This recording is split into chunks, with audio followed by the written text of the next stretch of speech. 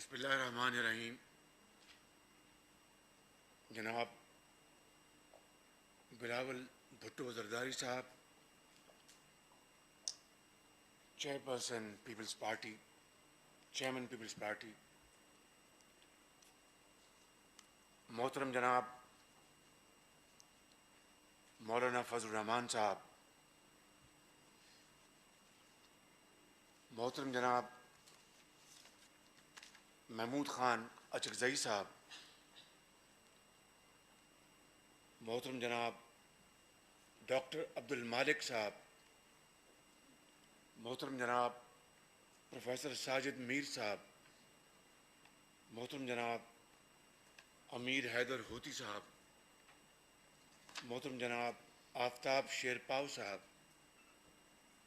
محترم جناب محسن داوڑ صاحب، محترم جناب ڈاکٹر جمال دینی صاحب، محترم جناب شاہ اویس نورانی صاحب، انتہائی قابل احترام یہاں پر موجود پارٹیز کے اکابرین، خواتین و حضرات، السلام علیکم.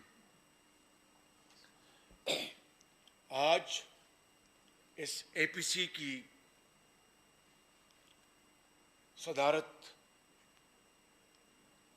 کے تحت جو پروگرام کا جو آغاز ہوا، اس حوالے سے جناب پریزیڈنٹ آصف زرداری صاحب نے اور پھر پرائم منسٹر نواز شریف صاحب نے بڑی ہمہ گیر تقاریر کی ہیں، اور اتنی وہ کمپریہنسو تقاریر ہیں کہ اس کے بعد مجھ ناچیز کو کچھ کہنے کے لیے باقی نہیں رہا، لیکن یقیناً میں اختصار کے ساتھ اپنی معروضات پیش کروں گا. جناب قائد میاں نواز شریف نے سیاسی تاریخ کا بھرپور احاطہ کیا. اس ملک کے اندر جو مختلف اوقات میں حادثے ہوئے جس نے جمہوریت کو ڈیریل کیا، اور کم از کم 3 مرتبہ ڈکٹیٹرشپ نے نہ صرف جمہوریت کے اوپر کاری ضرب لگائی بلکہ عدلیہ کا نظام اور زندگی کے ہر شعبے میں وہ تنزلی کا شکار ہو گئے. اور آج بھی اگر میں یہ کہوں کہ اس ملک کے اندر جمہوریت نام کی ہے تو یہ بات غلط نہیں ہے. میرے بزرگوں، بھائی اور بہنوں، یاد کریں وہ دن اگست 2018 کا، جب الیکشن کے بعد ایک سلیکٹڈ گورنمنٹ اور ہم سب اسمبلی میں آئے، اور سلیکٹڈ وزیر اعظم نے قوم سے وعدہ کیا فلور دی ہاؤس پہ کہ جو الیکشن میں دھاندلی ہوئی ہے، آر ٹی ایس کس طرح بند ہوا، کس طریقے سے دیہاتوں کے رزلٹس پہلے آ گئے اور شہروں کے رزلٹس کئی دن نہ آئے، کس طریقے سے الیکشن سے پہلے پری الیکشن انجینئرنگ ہوئی، ریگنگ ہوئی. اس کے لیے ایک ہاؤس کی کمیٹی بنائی گئی، لیکن آج تک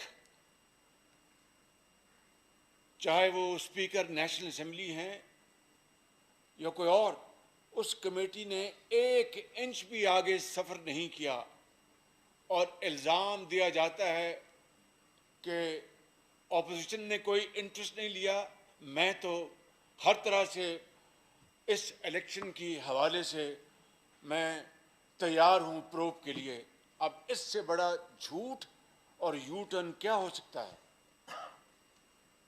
اور پھر میں یہ چاہوں گا میرے بزرگوں، بھائی اور بہنوں، کہ جو باتیں ہو چکی ہیں میں ان کو رپیٹ نہ کروں، اور جس طرح بلاول بھٹو صاحب نے کہا کہ یہاں پر بڑے معزز یہاں پر لیڈران کرام بیٹھے ہیں، انہوں نے اپنی گفتگو کرنی ہے، اور خاص طور پر چھوٹے صوبوں سے جو ہمارے معززین بیٹھے ہیں انہوں نے بات کرنی ہے، تو میں چاہوں گا کہ اختصار کے ساتھ اپنی معروضات پیش کروں۔ اب دیکھیے کہ کراچی سمیت ملک کے مختلف حصوں میں سیلابی ریلوں نے تباہی مچا دی، اور سب سے زیادہ تباہی کراچی میں ہوئی، خیبر پختونخوا میں ہوئی، آزاد کشمیر میں ہوئی، چترال میں ہوئی، اور سلیکٹڈ وزیر اعظم کو توفیق نہیں ہوئی کہ وہ کسی جگہ جا کر وہ لوگوں کی اشکشوئی کر سکے، ان کی جو امیدیں ہیں ان کو باندھ سکے، ان کی امداد کر سکے۔ اور آپ نے دیکھا کہ سلیکٹڈ وزیر اعظم نے آفت زدہ لوگوں کو ان ریلوں کے اندھے تھپیڑوں کے حوالے کر دیا، اور بالآخر ایک دن کراچی جا کر ایک پنجابی میں کہتے ہیں کہ گونگلوں تو مٹی لائی، یہ ہے وہ وزیر اعظم، وہ لیڈر جس کے بارے میں 2-2.5 سال میں بڑے معزز سے کہوں گا کہ اس میں ہمارے بعض ٹیلی ویژن چینلز بھی شامل ہیں کہ انہوں نے کس طرح 2-2.5 سال اس وزیر اعظم کے بننے سے پہلے کس طرح پروپیگنڈا کیا گیا، اور آپ کو پوری قوم جانتی ہے کہ 2013-14 کے دھرنے میں 6-7 مہینے اسی ڈی چوک پہ دن رات 24 گھنٹے ٹیلی ویژن چینلز نے کس طرح اس شخص کو دن رات پوری دنیا میں دکھایا جو یہ کہتا تھا کہ جو وزیر اعظم بجلی کے بل میں اضافہ کرے، سمجھ لیجئے میں وہ لفظ دہرانا نہیں چاہتا، جو حکومت اس کے زیر نگرانی ڈالر اور روپے کی جو پیرٹی ہے، اگر روپیہ گرتا ہے تو سمجھ لیے اس حکومت کا سربراہ فلاں ہے، جو حکومت گیس کے قیمت میں اضافہ کرتی ہے سمجھ لیجیے کہ اس کا وزیر اعظم فلاں ہے۔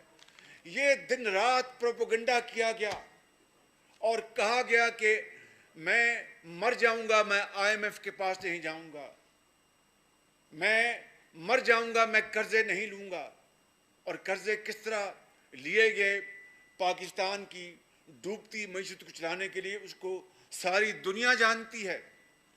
مگر ان قرضوں کے حصول کے باوجود ان 2.5 سالوں میں یا 2.25 سالوں میں کیا ہوا کہ آج مہنگائی اپنے آسمان سے باتیں کر رہی ہے، اور یہ میں نہیں کہہ رہا، پاکستان کے جو اسٹیبلشڈ جو اکانومسٹ ہیں وہ یہ کہہ رہے، اور یہ کووڈ سے پہلے کی بات ہے۔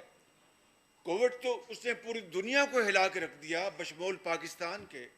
ہم اس پیریڈ کی بات نہیں کر رہے، میں پری کووڈ پیریڈ کی بات کر رہا ہوں کہ اس وقت کووڈ کے آنے سے پہلے پاکستان کی معیشت کو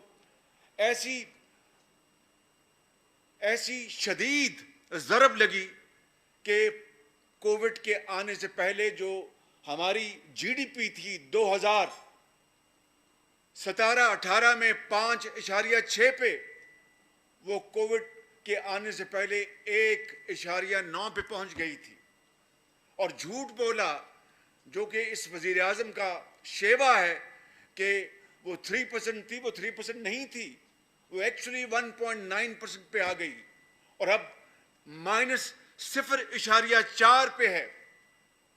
40 لاکھ لوگ بے روزگار ہو چکے ہیں، اور پاکستان کی تاریخ میں پہلی مرتبہ گندم کی کٹائی کے فوراً بعد 66 لاکھ ٹن حکومت کا دعویٰ ہے کہ انہوں نے گندم پروکیور کی۔ آج گندم کی قیمت 73 سال کی تاریخ میں سب سے زیادہ ہے۔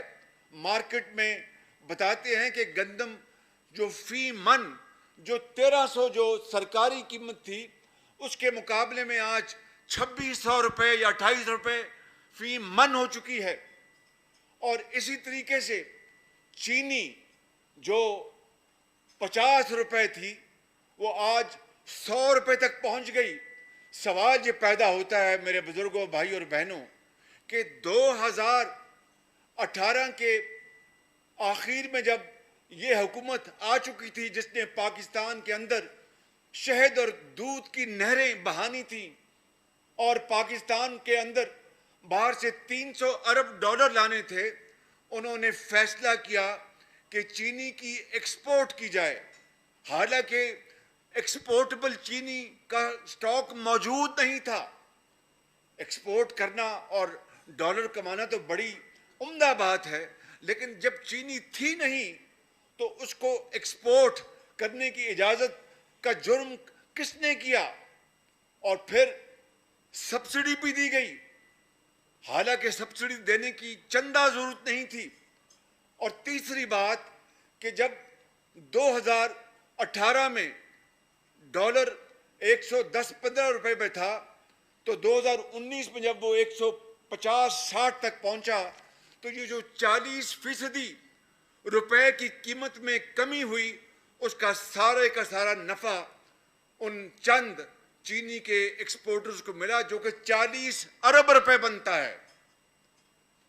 اور پھر آپ نے یہ بھی دیکھا کہ اب چینی امپورٹ کی جا رہی ہے۔ پاکستان کے محدود زر مبادلہ کا استعمال اتنا کرمنل ہو رہا ہے کہ چینی پہلے آپ نے ایکسپورٹ کی اور قیمتیں بڑھا دیں اور 80 روپے پہ چلی گئی، اور آج چینی آپ لاکھوں ٹن امپورٹ کر رہے ہیں۔ اسی طریقے سے گندم ابھی سیزن کا آغاز ہوا ہے اور گندم امپورٹ ہو رہی ہے۔ یہ 73 سال میں اس طرح کی دل خراش منظر اس قوم نے نہیں دیکھا تھا، اور اس کا اصل جو تکلیف سے جو گزر رہا ہے اس قوم کا، ایک غریب بیٹا، یتیم بیٹی، بیوہ، ایک مزدور، ایک کاشتکار، ایک دہاڑی دار، وہ بیچارہ اس سے پوچھیں کہ زندگی اس کے اوپر کتنی تنگ ہو چکی ہے۔ میں یہ کہنا چاہتا ہوں کہ پھر آپ نے دیکھا کہ قرضے انہوں نے ان 2 سالوں میں اتنے قرضے لے لیے اس حکومت نے کہ پچھلے 10 سال 5 سال کے قرضے ایک طرف، 10 سال کے قرضے ایک طرف اور 2 سال میں قرضے ایک طرف۔ اور کیا انہوں نے قوم و ملک کے لیے کون سے پبلک ویلفیئر جو منصوبے بنائے ہیں؟ ایک نہیں۔ جہاں پر بھی جاتے ہیں پورے ملک میں وہ پہلے منصوبوں کے اوپر دوبارہ جا کے تختیاں لگا رہے ہیں۔ اور پھر جو احتساب کا عمل یہاں پر اس کے اوپر گفتگو ہوئی، میں زیادہ نہیں کہنا چاہتا۔ اصل میں اس ملک میں اس وقت احتساب کے نام پر اندھا انتقام ہے، اور ابھی تک ان کی پیاس نہیں بجھ پا رہی کہ اگر انہوں نے احتساب کرنا ہوتا تو سب سے پہلے اپنی کابینہ میں وہ لوگ جو بیٹھے ہیں جنہوں نے اربوں خربوں کے سکینڈل میں ملوث ہیں، ادویات دیکھ لیں، کس نے ادویات کی قیمتیں بڑھائیں؟ اسی حکومت میں۔ اور اس وزیر کو فارغ کیوں کیا گیا کہ جناب وہ سکینڈل میں ملوث تھا؟ نہ نیب نہ FIA۔ چینی سکینڈل کے کون ذمہ دار ہے؟ یہی حکومت، یہی وزیر اعظم۔ گندم سکینڈل کے کون ذمہ دار ہے؟ یہی وزیر اعظم، یہی حکومت۔ نہ نیب نہ FIA۔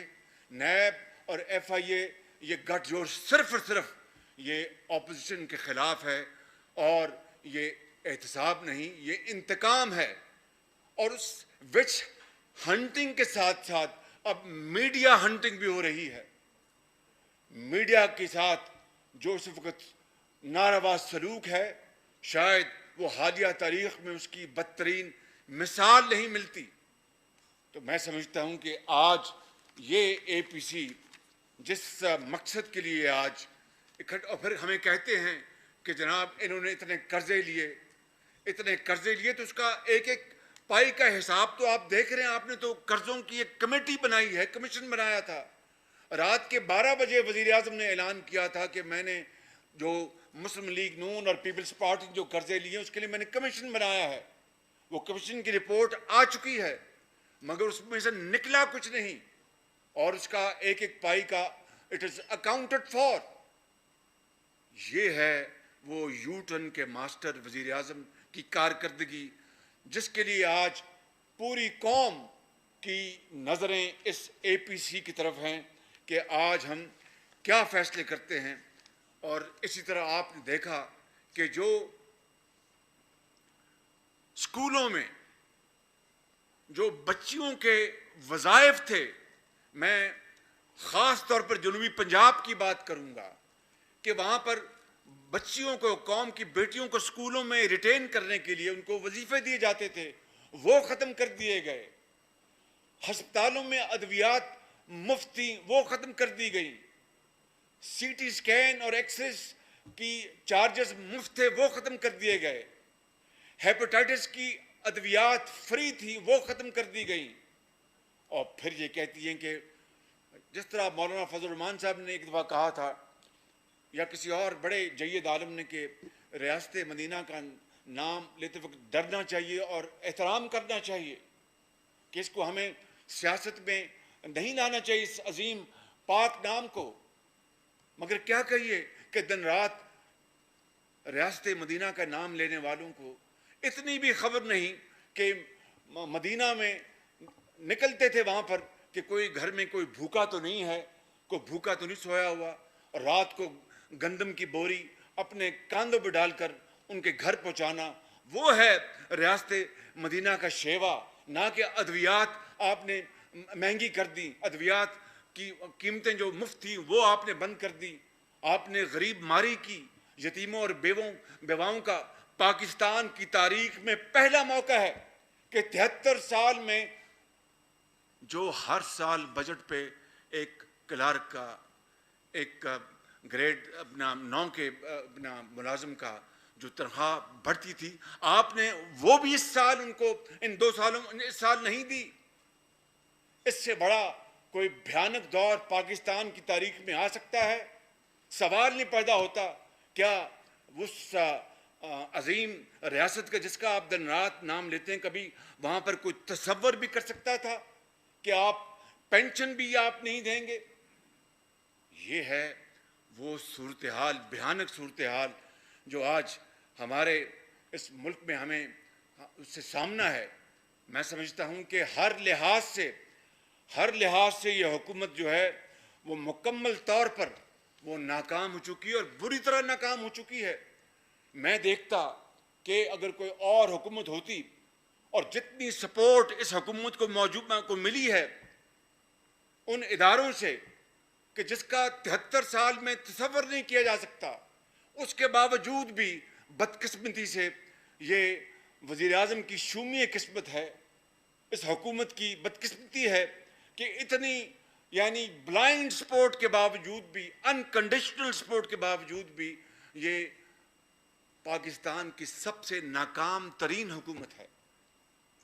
اور میں سمجھتا ہوں کہ اگر اب بھی ہم نے اس کا احتساب نہ کیا، اور اب بھی ہم نے ان تمام تر تباہ کاریوں کے باوجود بھی ہم نے خاموشی اختیار کی، تو یقین کریں وہ خاموشی جرم بن جائے گی، اور ہم بھی اس جرم کا حصہ بن جائیں گے. آپ یہاں دیکھیں کہ چین جیسا ایک بڑا مربی اور پاکستان کا بہترین دوستوں میں سے ان کا شمار ہوتا ہے، کس طریقے سے اسی حکومت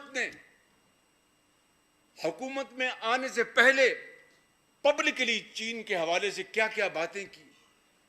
کے پی کے میں آج 7واں سال ہے ان کی حکومت کا، وہاں پر ان کے وزیر اعلیٰ نے اس دور کے کیا کیا چائنا کے خلاف باتیں کی کہ دل دکھتا ہے کہ وہ ملک جو پاکستان کا ایک مخلص ترین دوست ہے، اور جنگوں میں، امن میں، سیلابوں میں، زلزلوں میں، انٹرنیشنل فورم میں، یو این میں، سیکورٹی کاؤنسل میں پاکستان کا ہر وقت اس نے ساتھ دیا، اس کو بھی ہم نے نہیں بخشا۔ اور آج وہی چین ہے جس کی طرف ہم دیکھ رہے ہیں۔ پھر ابھی قائد نے بات فرمائی اپنی اسپیچ میں، سعودی عربیہ ہمارے بہترین دوستوں میں شامل ہے۔ کس طریقے سے ہم نے اس معاملے کو مس ہینڈل کیا، اور کشمیر کے اوپر وزیر اعظم کی زبان کو تالا لگا ہے۔ کشمیر کی وادی میں خون بہہ رہا ہے، اور وہاں پر کشمیریوں کا جس طرح وہاں پر دن رات ان کو شہید کیا جاتا ہے، ننھے کشمیری کے نانا کو شہید کیا، جوانوں کو، بزرگوں کو، ماؤں کو، بہنوں کو اور بیٹیوں کو۔ پھر آپ دیکھیں اسرائیل کے حوالے سے یہ پوری قوم اس کے اوپر متفق ہے، جب تک کہ وہاں پر پیلسٹائن کا جو جائز مطالبہ ہے، ان کو ایک زندہ رہنے کا، ایک اسٹیٹ حاصل کرنے کا، اور جس کے اوپر انٹرنیشنل ریزولوشنز ہیں، جب تک کہ وہ مطالبہ پورا نہیں ہوتا، میں سمجھتا ہوں کہ پاکستان کو اس طرف سوچنا بھی نہیں چاہیے۔ یہ بڑا ظلم ہوگا، نہ صرف فلسطین کے نہتے عوام، بزرگوں، ماں اور بہنوں کا، بلکہ اس سے آپ کشمیر کے مسئلے کو اور کمزور کر دیں گے۔ مجھے یقین ہے کہ اس کے اوپر پوری قوم یکسو ہوگی، اور اس کے اوپر کوئی کسی قسم کا کمپرومائز نہیں ہوگا۔ میں زیادہ وقت نہیں لوں گا، آخر میں مجھے پھر چند باتیں گزارشات کرنی ہیں، لیکن میں صرف یہ کہوں گا کہ یہ کہتے ہیں کہ ہماری ایک تاریخی حکومت ہے۔ یقیناً یہ ایک تاریخی حکومت ہے کہ یہ تاریخی دھاندلی کے نتیجے میں آئی۔ اس کا بجٹ خسارہ تاریخی ہے، اس کے قرضے لینے کی رفتار تاریخی ہے، اس دور میں مہنگائی تاریخی ہے، اس دور میں غریب ماری تاریخی ہے، اس دور میں بے روزگاری تاریخی ہے، اس دور میں کم سرمایہ کاری تاریخی ہے، سفارتی محاذ پر ناکامی تاریخی ہے، معاشی محاذ پر ناکامی تاریخی ہے۔ تو آج پھر اس تاریخی حکومت کو تاریخ کے کوڑے دان میں ڈالنے کے لیے ہم اکٹھے ہو جائیں، اور پھر اس ملک کے 22 کروڑ عوام کو بچانے کے لیے ہم اکٹھے ہو جائیں۔ بس میں اسی کے اوپر اپنی بات ختم کروں گا، اور یہ جو شعر ہے اس کے اوپر میں ضرور عرض کرنا چاہوں گا، معافی چاہتا ہوں۔ ہو صداقت کے لیے جس دل میں مرنے کی تڑپ، ہو صداقت کے لیے جس دل میں مرنے کی تڑپ، پہلے اپنے پیکرے خاکی میں جاں پیدا کرے، پھونک ڈالے یہ زمین و آسمان مستعار، پھونک ڈالے، یہ اسمبلی مستعار ہے نا، یہ نظام مستعار ہے، پھونک ڈالے یہ زمین و آسمان مستعار، اور خاکستر سے آپ اپنا جہاں پیدا کریں۔